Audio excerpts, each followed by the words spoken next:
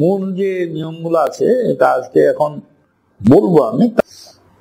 তো একটা হচ্ছে এই যেটা বলছিলাম, ফসল বৈচিত্র্য বাড়ানো। নানা ধরনের ফসল, কোন ফসল তাড়াতাড়ি ফলে, কোনটা একটু দেরিতে আস্তে আস্তে হয়, কোনটা লম্বা উঁচু ফসল, কোনটা লতানে জাত, আর কোনটা ছড়ানো জাত, কোনটা ঝোপের মতো হয়। তো এই গঠনটা কিরকম, গড়নটা কিরকম, ওইটা আলাদা আলাদা হতে পারে। তো ওই গড়নের দিক থেকে আলাদা, এবং কি কারণে আমি সেটা ব্যবহার করি সেটাও আলাদা।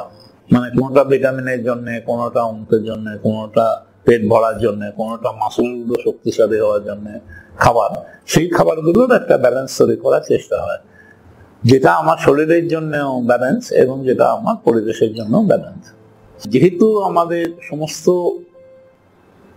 খাদ্যের উৎস হলো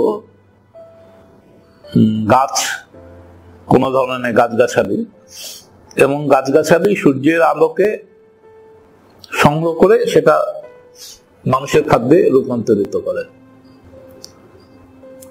মানুষের খাদ্যে সরাসরি রূপান্তরিত করে, অথবা সেটা ছাগল বা গরুর খাবার হয়, আর তার দুধ, তার মাংস, তার ডিম, তার ইত্যাদি খেয়ে আমরা বেঁচে থাকি। সেই জন্যে যত বেশি আমি পাতার সারফেস তৈরি করতে পারবো, যত বেশি দিন তলা চাষ হবে, তত বেশি ব্যাটারিটার ক্যাপাসিটি তত বেশি সূর্যের আলো সে ধরতে পারবে। এই বহুতল চাষ করা এবং বৈচিত্র্যমূলক চাষ করা, এই বহুতল চাষ করার মধ্যে সমন্বয়টা লুকিয়ে আছে। অর্থাৎ যা কিছু হলো মেশালে চলবে না, জিনিসগুলো একসঙ্গে করার সময় কোন জিনিসটা একে অপরকে কতভাবে সাহায্য করবে। অর্থাৎ এক কাপ দুধের মধ্যে 2 চামচ নুন দেওয়া যায়, তাতে নুনটাও কোনো কাজে দেয় না আর দুধটাও কোনো কাজে দেয় না, সেটা সমন্বিত নয়। তো সমন্বিত আর মিশ্রণের মধ্যে তফাৎ। মিশ্র মনে হয় যা কিছু মিশিয়ে দিলেই হলো, তো যা কিছু মিশিয়ে দিলেই হলো না। তো সেইভাবে কোন পশু পাখি, কোন ফসল, কোন গাছ আমরা একে অপরের সঙ্গে সমন্বয় গড়ে তুলবো, সেটা নিয়ে তখন ভাবতে হয়। তৃতীয় হলো যে পুনর্চক্রায়ণ ব্যাপারটা খুব জরুরি। যেহেতু সুস্থায়ী চাষে আমরা এনার্জি এফিসিয়েন্সি কতটা, মানে সূর্য শক্তিকেও যতটা ব্যবহার করা যায়, আর অন্যান্য যেগুলো শক্তি আছে, বায়ু, জল, তাদের শক্তি, সেই শক্তিগুলোকে, জৈব শক্তি, সেগুলো কত বেশি ব্যবহার করা যায়, যেগুলো পুনর্চক্রায়ণ করা যাবে, সেই সব শক্তির উপরে জোর দেওয়া। তারপরে তো এইখানে আমাদের হচ্ছে যে লক্ষ্য, যে যেগুলো জৈব সার, যেগুলো জীবাণু সার, মানে আমি তরল সার দিয়ে তৈরি করি, আর তারপরে কেঁচো সার। কেঁচোর সুবিধা হচ্ছে যে যেগুলো মাটির কেঁচো আর যেগুলো সারের কেঁচো একটু তফাৎ আছে। যেগুলো আমাদের ওপরে চৌবাচ্চায় আমরা যেসব কেঁচো ছাড়ি, সেটা আলাদা ধরনের কেঁচো। সেই কেঁচোগুলোর সুবিধা হচ্ছে তারা হাই ডেন্সিটিতে তাদের পপুলেশন বাড়তে পারে। তো জৈব জীবাণু সার, কেঁচো সার, পাতা সার, শুধু শুকনো পাতাকে পচিয়ে, এই যে সমস্ত আছে, সেগুলোকে যতটা সম্ভব এখন যে বর্তমানে প্রচলিত চাষ, সেই প্রচলিত চাষে আমরা নতুন নতুন জিনিস যাই যোগ করছি, আমরা নতুন ধরনের 5টা মুরগি যোগ করলাম, সেই মুরগিগুলোকে আবার কিনে খাওয়াতে, নতুন ধরনের 2টো গরু যোগ করলাম, সেই গরুগুলো আর খড় খাবে না, তাদের পছন্দ নয়, তাদের জন্য ভুট্টা কিনে খাওয়াতে। তো এই যে প্রত্যেকটা যখনই হচ্ছে, তখন চাষের লায়াবিলিটি বেড়ে যাচ্ছে, যার ফলে চাষ তার দায়ভার, তার ঋণের বোঝায় চাষি গ্রস্ত। এই জীবগুলো কাজও করে, শুধু খায় না।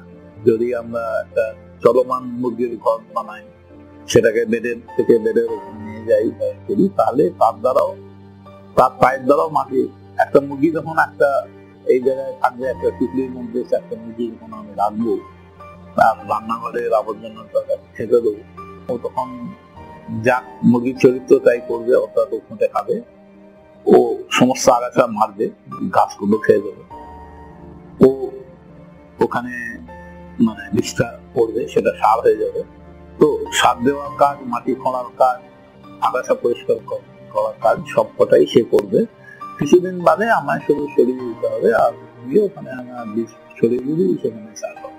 তো সেই ধরনের সমন্বয়, সেই ধরনের সাকসেশন একের পরে একটা কি করে করা যায়, সেটাও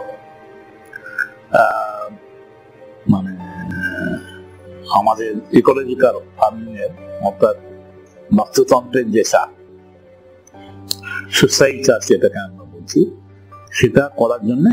আর মানুষের শক্তিটাও এক ধরনের জৈব শক্তি, সেটাকেও নিয়মিত অল্প অল্প নিয়মিত ব্যবহার করলে, তার মানে অল্প অল্প সময় কাজ করালে, তো সেটা মাথায় রাখতে হবে। মানুষের চিন্তার মধ্যে যেটা, যে ওই আমি বলছিলাম যে চিন্তা, একই গ্রামের মধ্যে আমরা দেখছি যে একজনের গাছ আছে যাতে বছরে 2বার বা 3বার লেবু হয়, আরেকজনের বাড়িতে হয়তো 1বার হয়। তো এই যে কোন গাছটায় ফলন ভালো হচ্ছে বা কোন গাছটায় বেশি রোগ লাগছে কিংবা কোন গাছটায়, সেটা দেখা, এবং তার জন্য চাষিরা নিজের থেকে কিছু না কিছু করে। তো বাস্তবের চাষি অনেক সময় হয়তো কোনো ইউনিভার্সিটি ডিগ্রি নেই, কিন্তু তার মনের মধ্যেও অনেক কিছু জানবার, দেখবার এই শক্তিটা সবার মধ্যেই আছে। এই যে জেনে বুঝে জানলো যেটা, সেটাকে ওই অন্যকে বলার ব্যাপারে লোকেরা একটু ইতস্তত করে। সেইটা সহভাগী তথ্য জোগাড় করা, এবং সেই জোগাড় পরিকল্পনা করে নানা রকম পরীক্ষা করে, হাতে কলমে পরীক্ষা করা, এই প্রক্রিয়াটা আবার ফেরত আনতে হবে। যেগুলো মানে স্থানীয় সম্পদ আছে সেগুলোর ব্যবস্থাপনা, এবং তার জন্য যে প্রযুক্তি আছে, তার জন্য যে জ্ঞান আছে, মানে আগে শুধু মাছ ধরার জন্যই হয়তো 30 রকম খাঁচা সে ব্যবহার করতো, কোনোটা খালের মুখে, কোনোটা ধান খেতে, কোনোটা নদীতে। তো এগুলো যারা তৈরি করেছিল, তার করার প্রত্যেকটা কারণ ছিল ওই অ্যাকচুয়ালি ইন্টিগ্রেশন যেটা বলা হয়, মানে কোন একটা জিনিস এখানে যদি মুরগি থাকে একটা, তাহলে একদিকে তার চাহিদা,